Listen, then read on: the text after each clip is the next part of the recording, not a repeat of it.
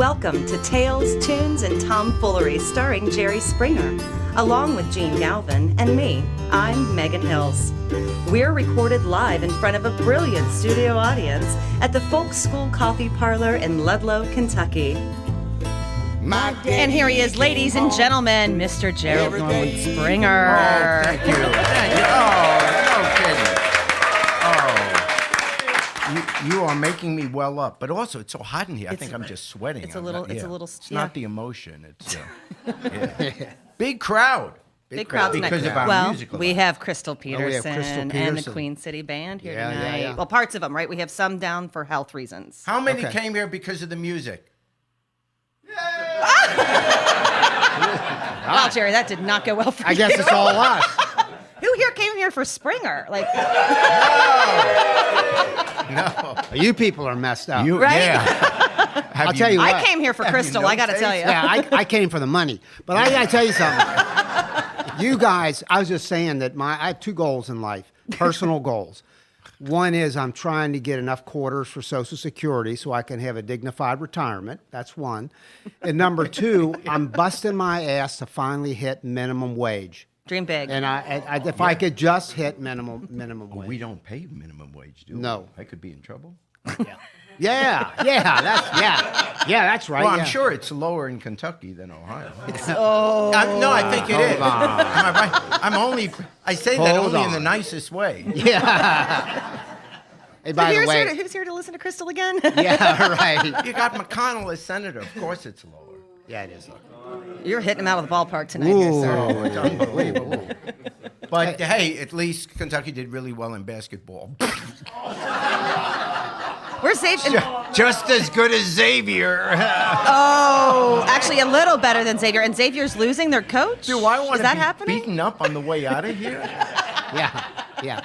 Hey, by the way, if you haven't seen it, you have to go to either. Oh, that's well, right. go to jerryspringer.com. That's probably the best place. Or you can go to YouTube or any number of places. Google it. Jerry Springer does hip hop. You have to see this. You really You do. have to It's see really this. something If you to haven't behold. seen this, you have to. Don't do it now because you'll mess up our bandwidth and we're on Facebook Live. Hello, Facebook Live. He's not lying. And- Please but- don't. do it.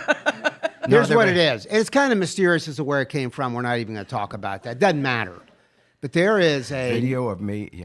Well, 10, 15 minutes. hip hop. Yeah. Well, I'm hopping because I've replaced my hip. That's what I do. But it's I do hip hop in a schoolyard. It's and- in costume. That's probably 30% of the joke. It's in costume. joke. Are you wearing No, I mean of the reverence of the performance. the yeah. performance? No, but you've seen it, haven't you, Megan? Yeah, sure have. It is wonderful. It's a gem. I mean, when it comes to hip hop. It's you're But something. but the short of it is this: you see Jerry acting like he's got some moves, and that's pretty interesting. And then they say some people around him say, "No, you got to if you want to do some hip hop, you got to come into the gym."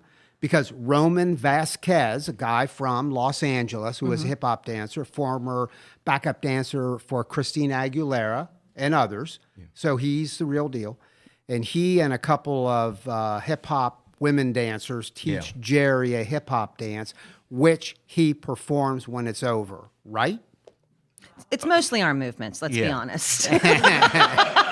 No, it is. I mean, I love you, good. Jerry, but it's mostly arm movements. No, How it's many good. Jewish guys do hip hop? One. They allowed one. One to the right, one to the left. Hip hop. Now it is. It's It was a good very night. amusing. Yeah, Very it is. amusing. Check it out. It's You pretty got to good. see it. Hey, My rabbi's here tonight. yeah. Oh, really is. Jerry's rabbi. Are you a cantor? Because you sing. Can you cant? Let's Is that what move it's on. called, canting? I can't. Hey, Yes. you were on the show called Drop the Mic out in L.A. just a few days ago. Yeah. Tell us about that experience and how you did and who you were up against. Yeah, it was a rap contest. It's a pretty popular TV show for younger people.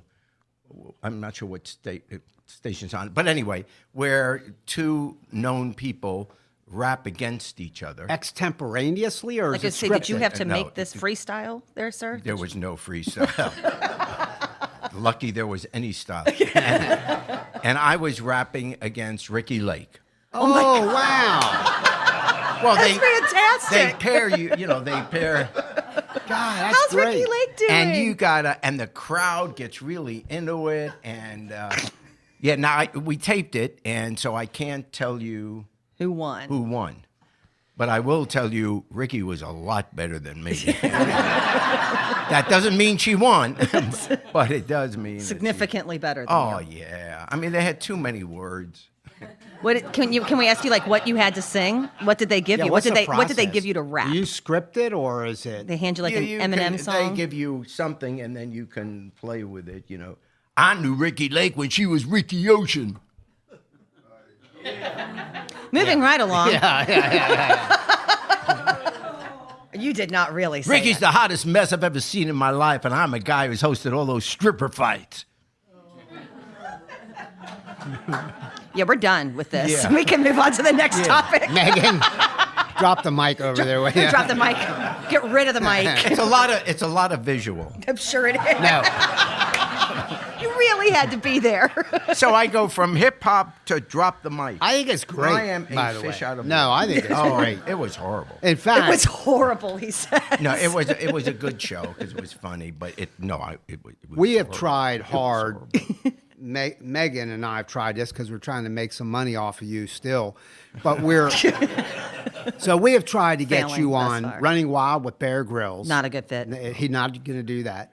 But I tell you what, seriously, Jerry does get way outside of his boundaries. He was all kidding aside. He is willing to do that. And that show proves it. Yeah, well, I told you. I compliment you, and I will guarantee you it will be. I can't wait to see it. It'll be very entertaining, like the hip hop thing that's on JerrySpringer.com. It's very entertaining, and not many people would do that. Trust me. So I have another idea, and I'd like to have your. I love to shows have- with Gene ideas. Yeah. I'd like to have your authorization to make contact with Lip Sync Battle, Yes. another TV show. Do that. Oh, on that. So we talked about it. Last week I was in Dublin, Ireland on St. Paddy's Day on Saturday night. And they have a big TV show there. It's like their Saturday Night Live. It's the Ray Right. Darcy show. But anyway, so I was the guest. And, you know, you're on the couch and he's interviewing you and all that. And then towards the end, he says, someone must have, I hear you do a knockout Elvis. Yep. Don't ask him to. Excuse me. Yeah. Don't ask him to. He will. He will do it again. No, I'm not going to do it again. So, but anyway, so I got up there and I sang Elvis, Love me tender. Can't Help Falling in Love. Oh, okay, that's- Okay. There were, all over the internet in Ireland, it was that I was lip syncing. And I was actually singing. It actually was really good. But here's the deal. If you want to do Elvis, he never moved his lips. He didn't do consonants. He only does vowels. And if you think about that, all you got to do is grunt your way through this song like, Told you you would. so you just... We need a guitar. Please. No. But more than the greatest love the world has known. No. But it's that thing, all you have to do is grunt. But they said I was lip syncing. Well, the brilliance once. of the That's unfair. brilliant thing about lip sync battle is you would actually be lip syncing and not singing. Yeah, you wouldn't So have to you worry wouldn't about have to that. sing Yeah. at all. It would be great for everyone involved. Yeah. Do it, Gene. Do Let's it. make it happen. Yeah. Well, first of all, I'm not your agent. I don't want to get in trouble with the William Morris agency? Is that William Alleged. Morris? They don't put quotes on the No, letterhead. they don't. No. Your They're pretty alleged proud. agency. Yeah. But that should happen. yeah. That should Okay. happen. But I got bigger fish to fry. I'm working on a reality TV show that you would be at the center of, because that is what could get me my Social Security quarters. Yeah. That would do it. That would take me across the line. And the subject is? I don't know. We've had You don't 3 or even 4. know. What kind of an idea is that? Well, the first idea I had, which I still think we could sell, is you be the host of a show called Celebrity Substitute, where celebrities would substitute teach in a school for a week. I'd watch that show. Would you watch that show? I'd watch it. I mean, you want to see like Snoop Dogg at some rich kid Catholic girls' school subbing.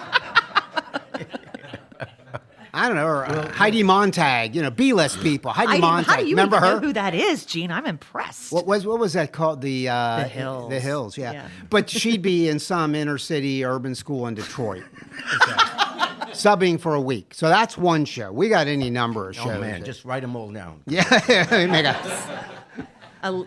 Jerry Hey, Springer yes. reality show. yeah. Well, here's reality. This last weekend. Last weekend, across the country, as we thought might happen, kids are leading social change again, as they did in the Vietnam War. They had a huge part in that civil rights movement.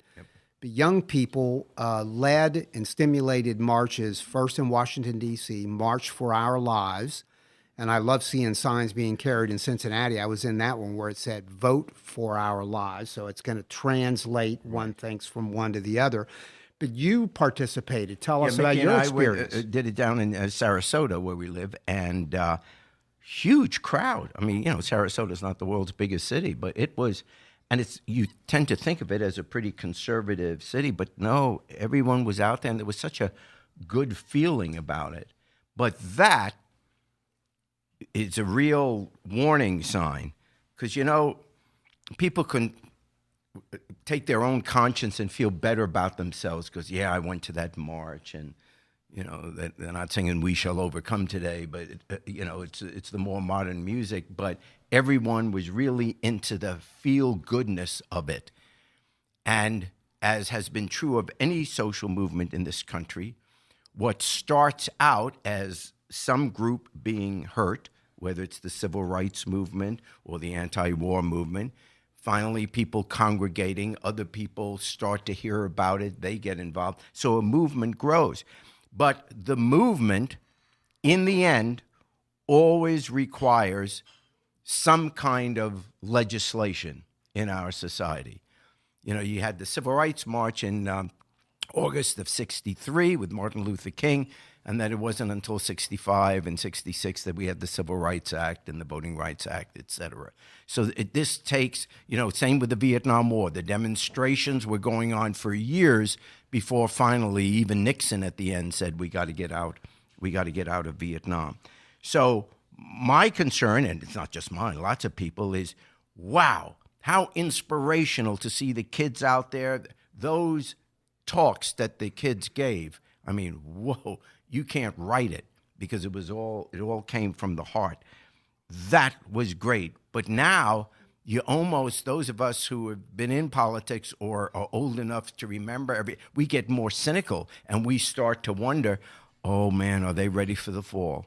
Are they ready for this was a great moment. Everyone's still thinking of the horrendous tragedy of Parkland. And by the way, what was it, 37 other kids were murdered since then, and we don't even hear about that. So that's another issue for another day. But so all this grand emotion, where do we go now? Now, because we need something concrete to say, we've got to stop this gun violence. We got to make inroads into stopping it. So the retired Supreme Court Justice John Stevens just today had an op-ed piece where he was talking about, well, maybe what the next step should be is we should rescind the Second Amendment. Well, no.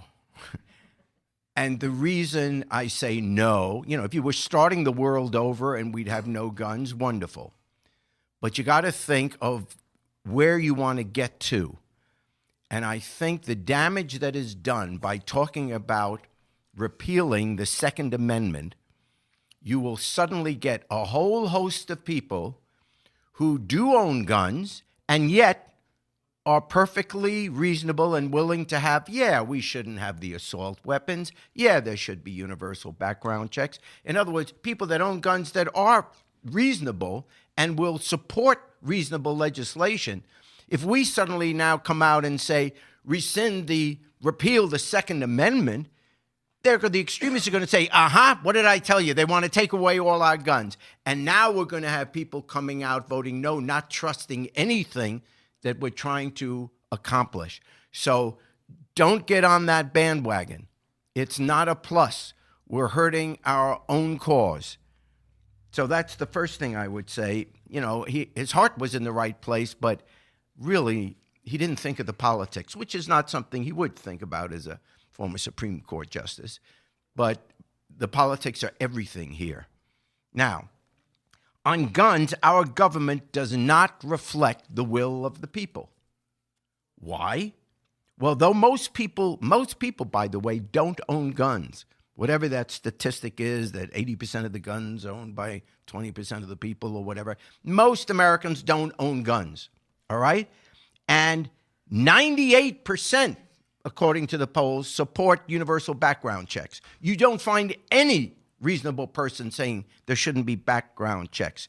A vast majority support banning assault weapons or those devices which can convert a regular gun into an assault weapon. In other words, America, the American people, are way ahead of the government in terms of getting sensible gun legislation so we don't continue to be the murder capital of the world. But then how come if Americans want all this, how come they're not getting it? Well, they're not getting it because the legislation has to come from a Congress, from a Senate, and not vetoed by a president. But our government is owned by the NRA. And what I mean by that is they pour unimaginable amounts of money, even more than is a straight contribution. But through their people and through their lobbying, all kinds of money comes in to support their candidates. And 90% of their candidates are Republicans, including the president. And the money that supports them, and they will fund campaigns in primaries against you if you're a Republican and you support gun control. They're using their money to basically get every Republican there scared to death to go against the NRA. So they give all these, our thoughts and prayers are with you. And we ought to have a study done on this, whatever it is. So if we're going to have any movement on gun control in this country, whatever you think the most reasonable pieces of legislation are, and I've just said a couple, you have to change the Congress. And the reason is this.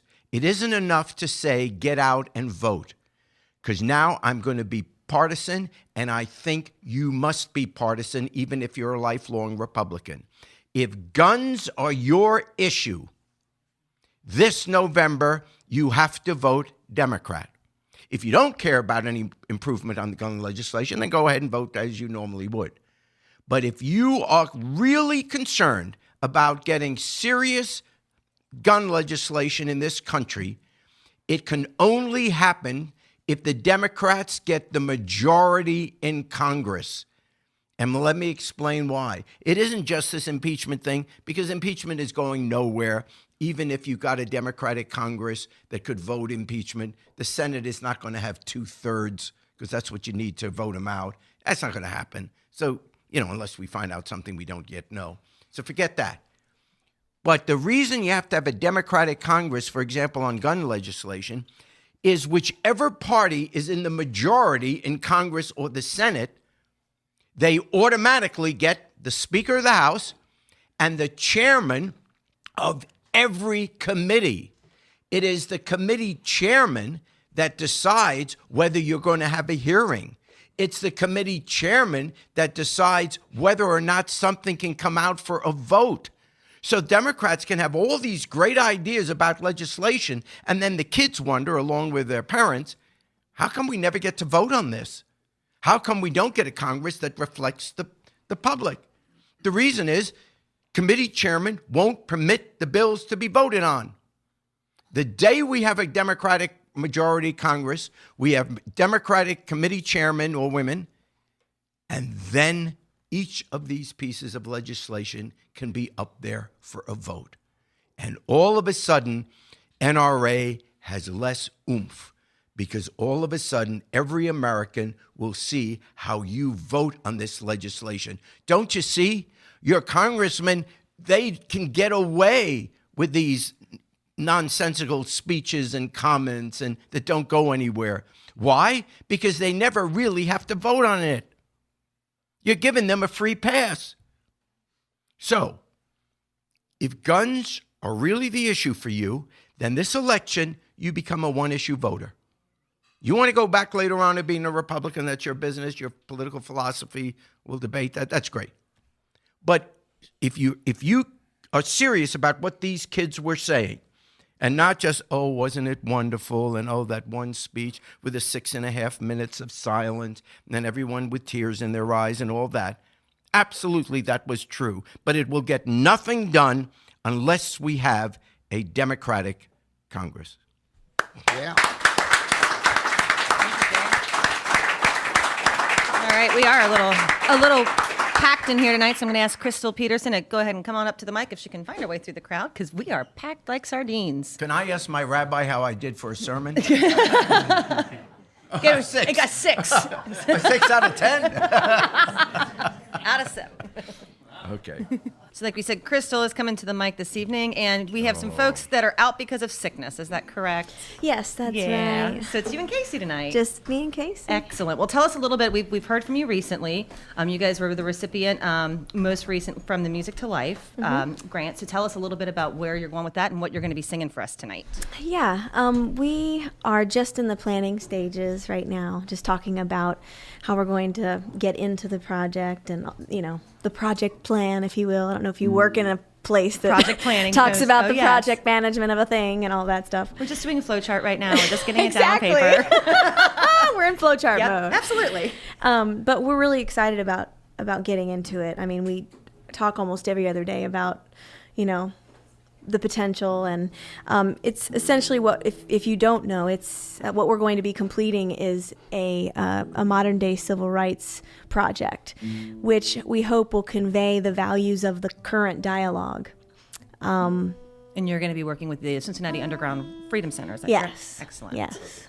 Yeah. Very, very cool. And what are you singing for us tonight first? What do you want to do first, Casey? Okay. Yeah. So the first song we're going to do is the song that we did for the Music to Life people. It's just a song about looking for a better way to live, really, is what it's all about. A better way to live together.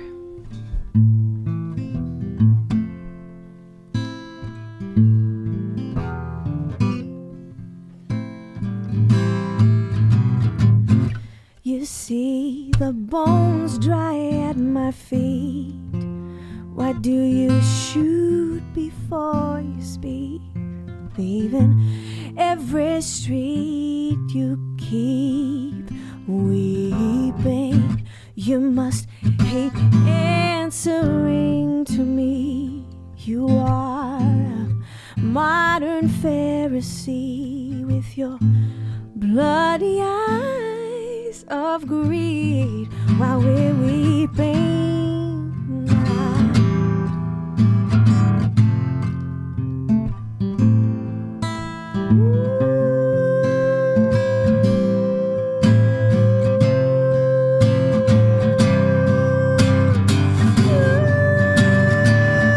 There must be a better way. There must be a better way.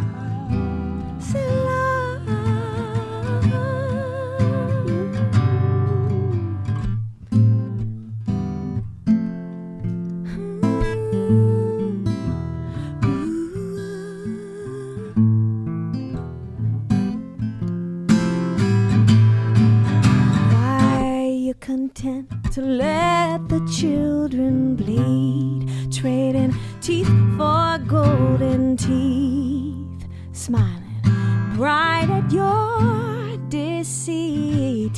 Where's the healing you're killing? Soul for your sins, content to keep your angry walls within. 'Cause you're just mere men.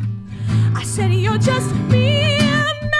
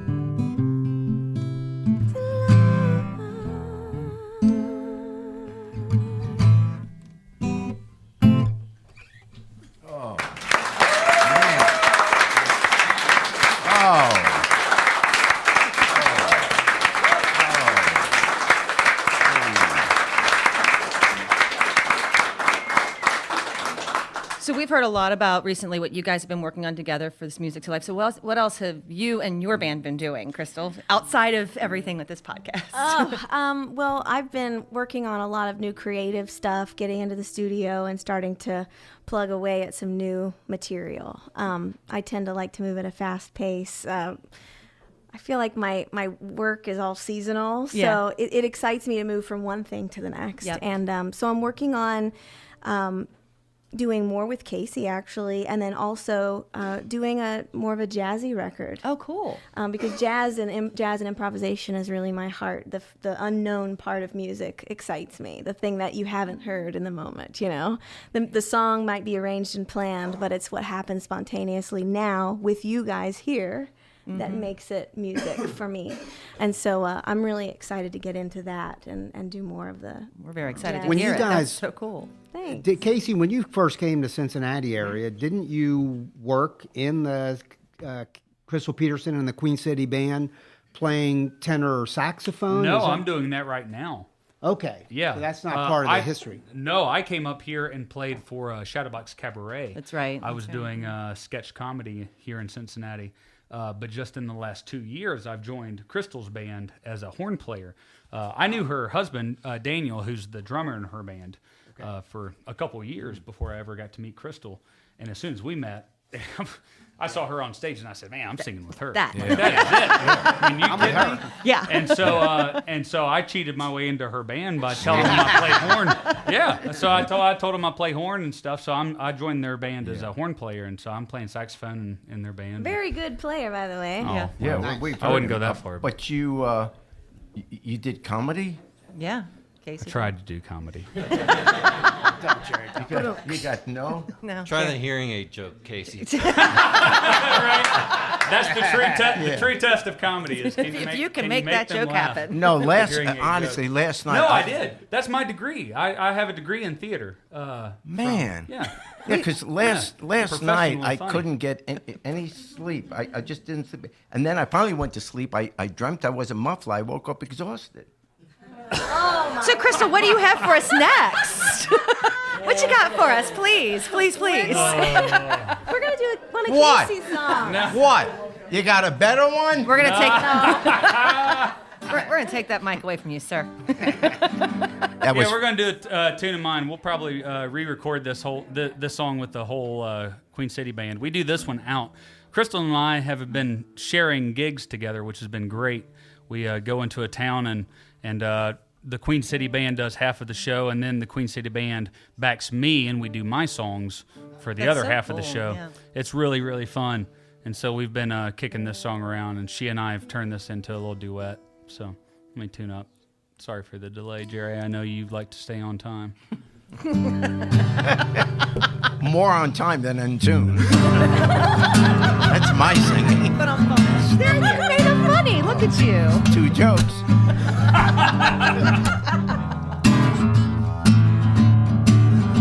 I hope I get paid extra for that setup I just gave you there. I could sleep neath an overpass. I could live on a boat at sea. Oh, but no matter where I live, I want you 10,000 miles from me. Yes, I do. If I should ever find my way to the middle of a foreign land, I would rest below the desert long before I'd ever ask for your hand. I'm gonna make my bed upon the dirty floor of a cantina. Catch the sand beneath my toes while drinking a bathtub of tequila. Baking in the sun till it's 109. Baby, go up through the snow to where the sun never shines. Since the day that you broke my heart, I've been crying, darling, what should I do? So baby, come tomorrow morning, I'm not gonna walk no floor over you. Oh, I mean it tomorrow, darling. Woo!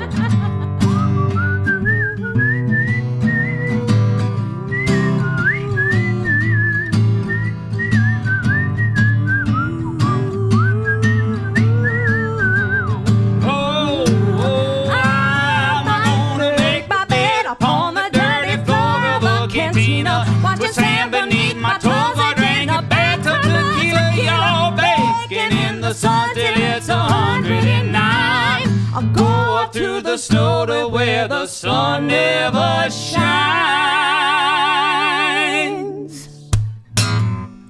Since the day that you broke my heart, I've been crying, baby, what should I do? So baby, come tomorrow morning, I'm not gonna walk no floor. I said, come tomorrow morning. I ain't gonna walk the floor. No, come tomorrow morning, I'm not gonna walk no floor over you. I really mean it this time. Yes, I do, baby.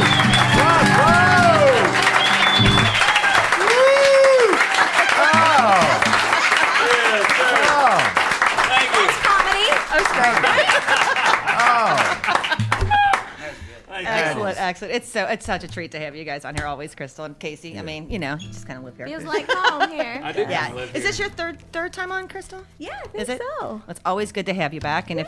if you know the drill, I'm gonna sing with this one here. Yay! It's my favorite part. Hey. And you always give me that look, but I doesn't get really to hear mean that it. every I'm week. being sincere. Oh, No, Casey, he does not get to hear that every week. Yeah. Yeah, that is true. Down by the They're forming riverside. a union They're forming a union. to stop it. A singers union. Take it. I'm gonna drop it to E instead of F. That's all right? fine. All right.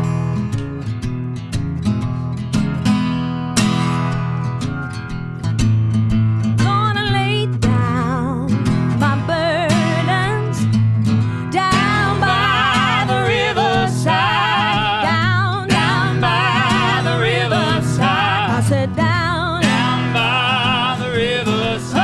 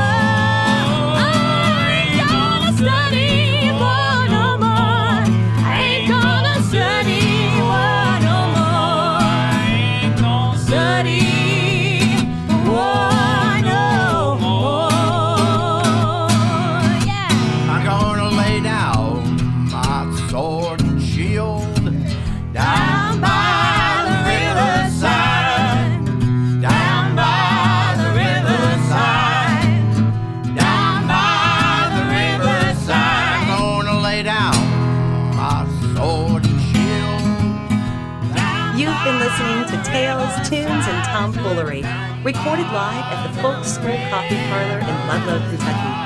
Thanks to Patrick Kennedy for writing our opening song, and to you for listening. Check out our website at jerryspringer.com.